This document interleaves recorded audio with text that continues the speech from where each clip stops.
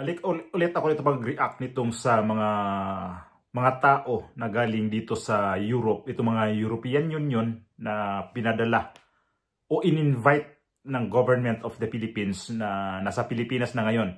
At 3 batch na ang nasa Pilipinas na dumating na itong mga tao na to na mag-observe sa eleksyon itong darating na linggo, sa Lunes na. So mayroon ng 3 batch na pinadala na ito yung nasa Pilipinas na ngayon ay nasa 104 na. Ang tawag dito, ito sa sa UNTV nakalagay ay nasa 104 na short-term observers ipinadala na ng European Union election. Ano ba to? Basta may karugtong eh. Ito, pakita ko sa inyo. Ayan, ayan. Nawala tuloy. Wait lang ha. Wait lang. Ayan. Makita ba natin? Ayun. Kita natin, di ba? Ayan yung mga tao na yan, oh. Ngayon, i-play natin yung video kung anong sinasabi nito mga to. UNTV ho ito, ha? Everything is being running smoothly and peacefully, and we are in touch with them all the time, but this is the general mood of the campaign. Ilang araw na lang ang nalalabi bago ang May 12 midterm elections. Narinig natin magsalita siya, English. Pero alam nyo, dito sa Europe, depende sa ang bansa na manggaling yung mga yan. At hindi ko naman, kasi ako di ako marunong mag-English. Kaya lang, karamihan dito sa mga bansa, kahit na mataas ang pinag-aralan, hirap yan sila sa pagsalita ng English. Lalo dito, hindi naman lahat na bansa, di naman lahat na mga tao. Pero karamihan talaga dito, hirap talaga sila sa English. Rinig naman natin siya magsalita na iba yung salita. Pero ito yung mag-observe ng eleksyon sa Pilipinas.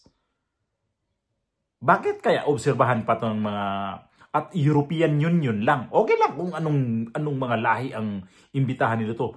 Pero European Union lang? Although nakadalawang vlog yata ako nito na bakit European Union nandyan sa Pilipinas at inimbitahan. Confirm to na imbitahan to ng COMELEC sa gobyerno ng Pilipinas at natanong ko na rin to natin sino ang may gumastos nito. No? Bakit nandun sila mag-observe lang sa eleksyon sa Pilipinas? Ituloy natin yung balita ng UNTV. No? Ilang araw na lang ang nalalabi bago ang May 12 midterm elections. 104 short-term observers ang ipinadala ng European Union Election Observation Mission o EUEOM sa iba't ibang bahagi ng bansa. Ikatlong batch na ito sa deployment ng EUEOM sa Pilipinas, sunod sa pangunahing team ng analyst at 72 long-term observers. Ito ang unang EU Election Observation Mission na isinagawa sa bansa bilang tugon sa paanyaya ng Philippine government, pangunahin na ng Commission on Elections o COMELEC. Layo ng EUEOM na magmasid sa proseso ng halalan sa Pilipinas at tingnan kung nasusunod ba ang Philippine Constitution at obligasyon ng bansa sa international community kaugnay ng demokratikong halalan. Natupad ba ang layunin ng Constitution? Anong pake nila sa Constitution sa Pilipinas na mag-observe sila? Alam ba nila buong Constitution ng Pilipinas? Nandoon to sila tapos nagbasa mo na sa Constitution ng Pilipinas, binasang buo para makita nila ganito pala ang Constitution dito, para nandito tayo para walang dayaan mangyayari.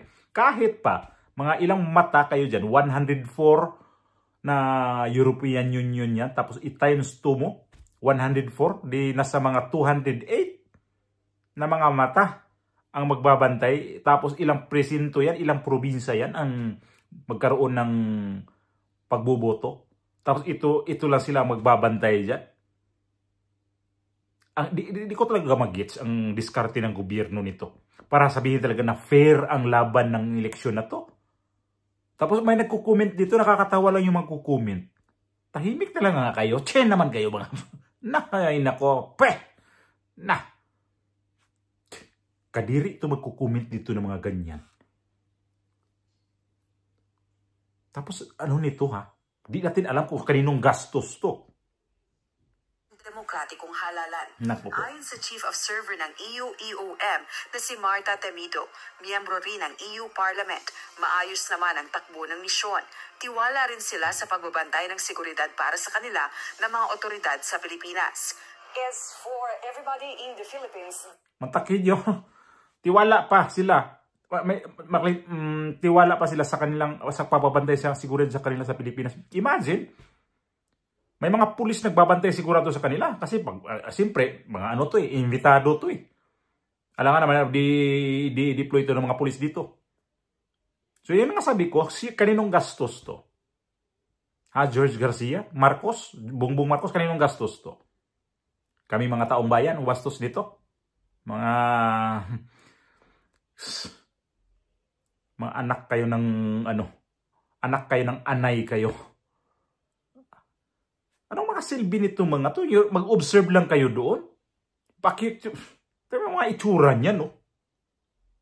Yung Marta, Marta Timido?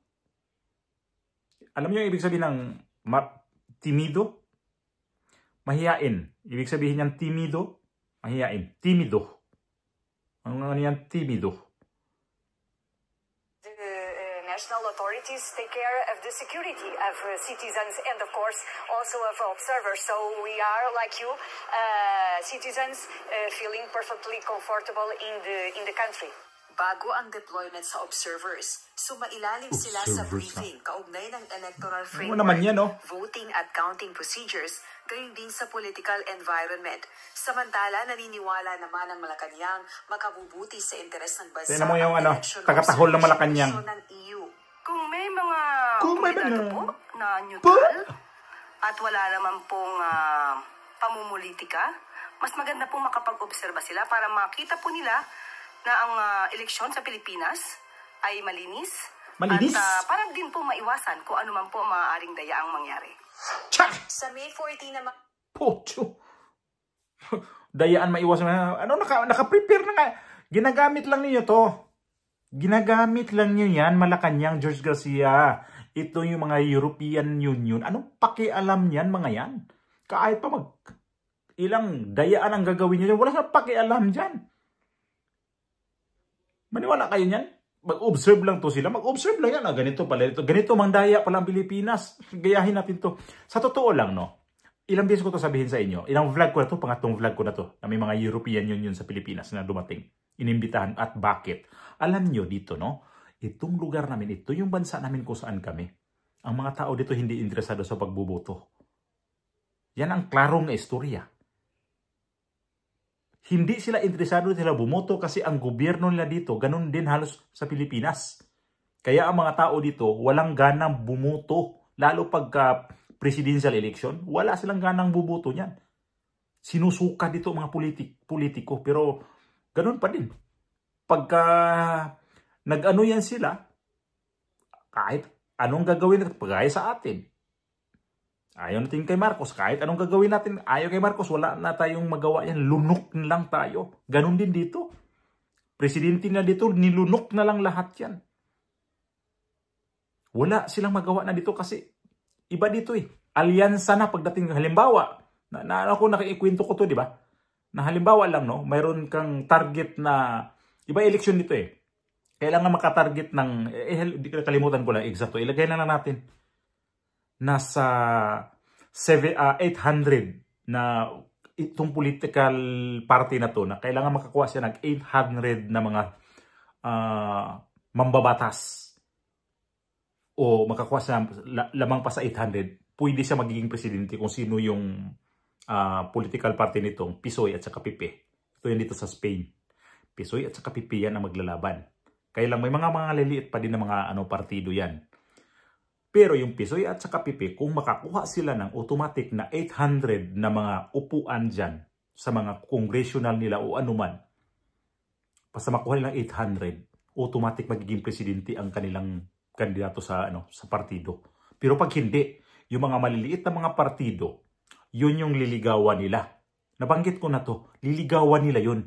Now sige, ito yung plataforma ko, gawin natin to. Kung halimbawa, mag-offer sa ganitong isang partido, gawin kitang vice-presidente pag magiging presidente ako dito. Kasi dito, ang presidente, appoint lang ang magiging vice niya. Dito, may pangatlong vice-presidente dito.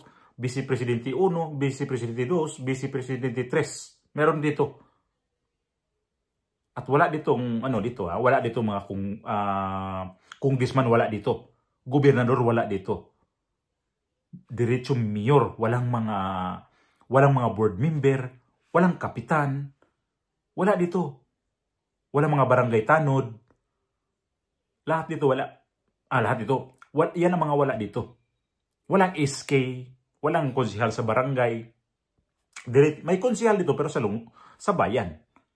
Kaya ang mga tao dito, wag kayo maniwala na yung mga European Union na yan. Kahit saan dito sa Europe, i-search nyo. Kung interesado ang mga tao dito sa pag-eleksyon, hindi. Eleksyon na. Ganun pa rin yan kung sinong uupo dyan. Ano pa rin yan. Nang bubulsa pa rin ng pera yan. Although dito may mga corruption, pero hindi kagaya sa atin. Dito, walang vote buying. Yun lang maganda dito kasi walang vote buying. Pero sa Pilipinas, mayroong vote buying pagdating nitong malapit na. Siguro nag-uwan-uwan na sa Pilipinas karon sa mga vote buying na. Sobre-sobre na. O ano na, under the table na yung iba dyan. Yan dito wala. Kasi, kaya nga, isa dahilan yan, wala talaga ditong interesado na buboto. May iba dyan, buboto na lang, no choice na. Sige, boto natin to. Pero, mga tao dito na hakutin mo yung mga rally, wala dito yan. Ganun lang kasimple dito mag-eleksyon. Mga poster dito, makakita ka ng mga poster pero designated area pa rin doon sila nagkakabit. Pero pagdating ng eleksyon yan, pagkatapos ng eleksyon, kinabukasan yan, o sunod na araw, tanggal yan. At hindi kagaya sa atin natadtad niya mga punong kahoy, mga poste, mga dingding ng bahay. Dito, mga ilan-ilan mo lang makita. Kandidato pala yan. Makikita mo na lang kung sino kandidato dito pero di mo kilala. Meron nag-advertise din sa sa mga radio station, meron naman. Pero di kagaya talaga sa atin. Sa atin kasi kadiri na politika sa atin. Sa totoo lang. Kaya itong mga European Union, anong mga nito? Mayroon nga isa yung una nagsalita niyan, yung first batch yata, yun ng mga dumating ng mga European Union, Espanyol. Di na nga sila ganun ka-fluent mag-English, sa totoo lang Ako sabi ko nga, ako marunong mag-English. Kasi mga tao dito, lalo dito sa lugar namin, dito sa bansa na to, karamihan dito, lalo pa mapupunta ka dito, nakatira kami dito sa countryside, mga tao dito, sa English, nako, hirap talaga. As in, sabihin ko na lang zero talaga, kaya hindi ko naman discriminate pagdating talaga sa English, kasi ang katwiran kasi nila dito, bakit kami mag-i-English? Espanyol kami. Kaya talagang magsalita talaga sa kanilang lingwahe. Kaya yung mga iba dito, kahit marunong ka mag-English, pero hirap mo intindihin kasi yung mga pronunciation. Kasi lalo pa iba dito ay ginagamit nilang English as British na British yung pagkabigas. Iba yung British, di ba? To die, mga ganyan. Di mo pag di mo pakinggan yung maigi ang mga British, hirap ka magkuha yung nila kasi hirap talaga intindihin kaya sa mga American English na o kaya yung mga ibang Australian mas madali mong maintindihan, pero mga British English yan ang ginagamit dito. Imbes one, ibig sabihin ng one, wang, mga ganyan. Kaya yan mga Pilipino magaling naman talaga sa sa English, pero hindi naman lahat buong Pilipinas ng English. Conversation ng English, hindi rin. Gaya ko, hindi rin ako makapag-conversation ng English. Totoo nga.